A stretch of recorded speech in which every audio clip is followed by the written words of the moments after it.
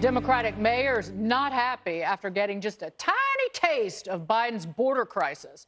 Brand new video showing a busload of migrants arriving in Washington, D.C. from Texas early this morning. The influx has Mayor Muriel Bowser fuming. She's asking for the National Guard to be activated after the illegal immigrants started jamming up her city's homeless shelters.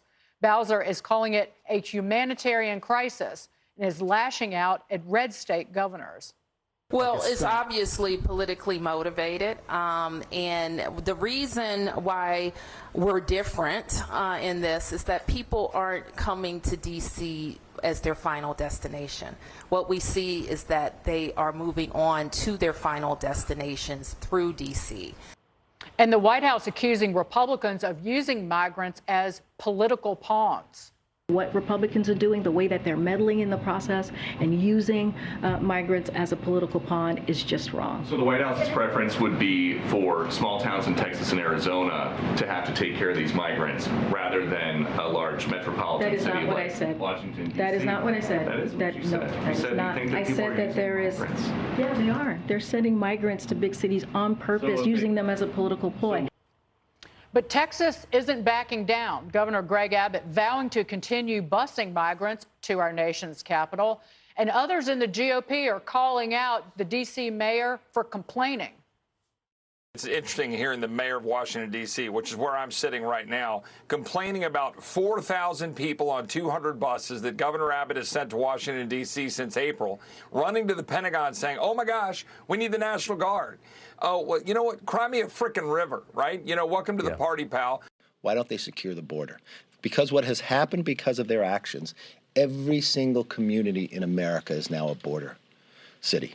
This is a national crisis. Listen, you play stupid games, you win stupid prizes. And in this case, they have declared themselves a sanctuary city, so they're going to get every ounce of what that means. Katie, D.C., just like New York, sanctuary city. The mayor could call ICE, I guess, because they're here illegally. She could. It's interesting to listen to her speak about how their final destination is not D.C., as if that's okay. So as long as she's not dealing with the problem, it's fine if other people are dealing with the problem. It's interesting that the mayor of the nation's capital is not welcoming these people with open arms, given the narrative of the left that everybody who crosses the border illegally should be welcome to stay in whatever community that they choose.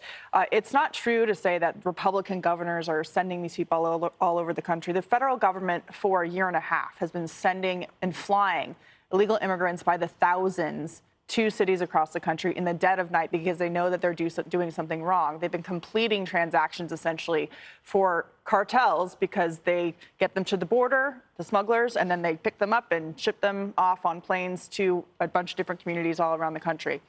Looking back at the headlines from 2018 when President Trump decided to send the National Guard to an international border, the Mexican border, the United States, are amazing, given what the mayor of D.C. is asking for now. They said that he was militarizing the border, he was xenophobic, he was racist, that this was not something the military should be used for. Democratic governors, like the one in Oregon, refused to send the National Guard to be part of securing the border through the National Guard.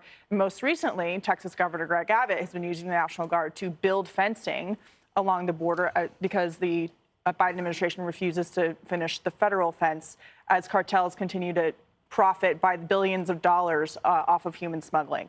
So it's ironic. It's interesting. I'm very interested to see how this tent city that they're going to set up in Washington, D.C. plays out with the National Guard essentially processing these people in the Capitol. But they are living by their own rules now. And this is what they were perfectly fine with before. Right. It's startling, Joey, to see how I use Mayor Eric Adams here in New York City, how they have completely erased things that they said like a year ago, where Mayor Adams was running for the job and saying, illegal immigrants are welcome here. We're going to offer you so many more services. And now he is complaining wall to wall about being inundated and blaming the callousness of border states that pushed these people out and pushed them into New York. And the reason that some illegal immigrants here are homeless, not winding up in shelters, is because DHS, Biden's DHS, is giving them the wrong destination information, and these illegal migrants don't know where they're going here in the city. You know, 4,000 people lose their jobs every time, one party takes control of the House over the other, right? I mean, to be a little bit lighthearted about this, 4,000 people, that's what she's calling a humanitarian crisis? Like, I thought the number would be 40,000 or 10,000 or 15,000. And Chip Roy was absolutely right. Go to Texas and see what one municipality of 10,000 people are dealing with. I mean, their own population doubles, triples, quadruples. That's what they're dealing with. And for some reason, with this national effort from the Democratic Party to open our borders, D.C. shouldn't have to deal with that. And I really didn't understand her point about it being a transient place. I didn't understand how that made them different, other than unless she's acknowledging that these immigrants actually do want to go to places in the Northeast or on the East Coast. I'm from a town that in the 90s, when you came up from Mexico, you went through Texas, you took I-40 or I-20, you came over, you went to Memphis, Tennessee, that area, and you either went down to Florida or over to North Carolina. People laugh at me or they look surprised when I say that my town in North Georgia was subtitled in Spanish. The idea that illegal immigration only affects Arizona and Texas, or from their words, only should affect Arizona and Texas, really makes no sense when you look at where illegal immigrants actually are. And no municipality is in preparation for 4,000, 40,000, or 10,000 people without jobs and homes to come into their community, and that's the injustice of the border. And that's the injustice of this administration's border policy, which is to bring people into the country with no means or opportunity available to them because they're not enfranchised into this country. They're here illegally, and say, well, we'll do a court date in 2 years and then we'll figure it out. Harold, there are 900,000 gotaways, illegal immigrants who got out of custody, got into the country in under 2 fiscal years. So, to Joey's point, 4,000, Mayor Muriel Bowser's upset about that. Where do you think these individuals are going to go? Sanctuary cities. Right. So I don't disagree a lot with what's been said, but I would add a few things. First, this problem has existed a long time. It's worse today than it's been ever.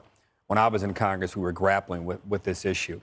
Two, Democrats have to understand that this issue, whether it's right or wrong, fair or not, we're going to get blamed for a lot of this at the presidential level, even though it's been a problem that's persisted.